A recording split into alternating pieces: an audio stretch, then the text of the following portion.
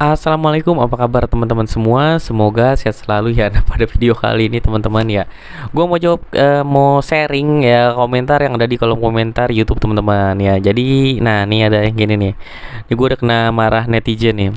Nggak ngerti handscoon tinggal sebelah, mana tangan yang dipakai Dev yang nggak pakai sarung tangan lagi.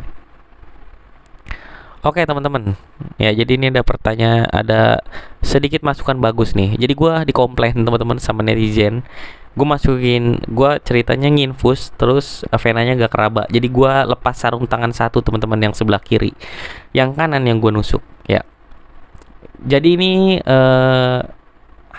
ini pembelaan gue dulu ya. Ini pembelaan gue nih teman-teman. Apa kita ke teori dulu nih? Ya kita ini pembelaan gue dulu ya. Ya jadi teman-teman ya, memang di lapangan itu kadang-kadang tuh nggak sesuai dengan teori. Ya di teori harus pakai ini itu segala macem ya. Tapi intinya balik lagi ke prinsipnya. Karena walaupun di lapangan berbeda, harusnya tidak akan meleset jauh dengan teori. Jadi teori itu memang sangat penting. Ya karena itu baku teman-teman. Ya. Tapi di sini ya prinsip steril gua itu tetap terjaga. Pasang infus itu prinsipnya steril, ya hanya prinsipnya yang steril. Tapi tindakannya itu bersih, teman-teman. Jadi intinya yang kita tusuk jarumnya itu steril karena masuk ke pembuluh darah. Ya. Nah, tangan gua itu kan nggak masuk ke pembuluh darah. Dan gua nggak megang jarumnya. Gua hanya ngedep di bagian luar. Ya, gitu. Gua hanya ngedep di bagian luar. Dan infus yang gue pasang pun itu adalah infus yang memang hanya 15 menit selesai, seperti itu teman-teman. Ya, jadi kalau teman-teman coba aja teman-teman lihat di luar negeri, ya gue bukan yang mencari pembelaan ya, ini prinsip apa namanya, pandangan gue sendiri ya. Dibanding gue pakai handscoon dua-duanya, pas gue ngeraba malah gagal pas gue tusuk nggak dapet, karena gue kalau nginfus itu bukan sekadar kelihatan tapi berasa juga. Kebetulan gue infus ini udah venanya nggak kelihatan, nggak teraba kalau pakai handscoon. Akhirnya gue buka handscoon satu, jadi gue pegang. Ya bukannya munafik teman-teman, ya pasti teman-teman di tempat kerja, buat yang udah kerja itu pasti sering lihat dimana kalau nginfus bayi memang gak berasa sama sekali.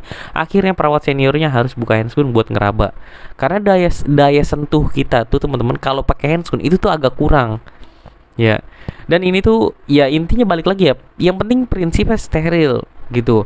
Nah, kalau secara teori ya di Indonesia memang ya itu kalau ke pasien ngapain pun itu harus pakai sarung tangan. Ya, nah ini juga selalu berkembang teman-teman, masalah penelitian medis. Dulu Nancy aja itu wajib pakai handscoon, tapi sekarang tuh nggak perlu, cukup hand rub, cuci tangan, selesai. Pindah pasien lain, cuci tangan. Intinya seperti itu teman-teman. Ya jadi semuanya sebenarnya berkembang. Ya tapi intinya balik lagi teman-teman. Ya ambil baiknya dari video-video gue. Kalau yang nggak baik nggak usah diambil.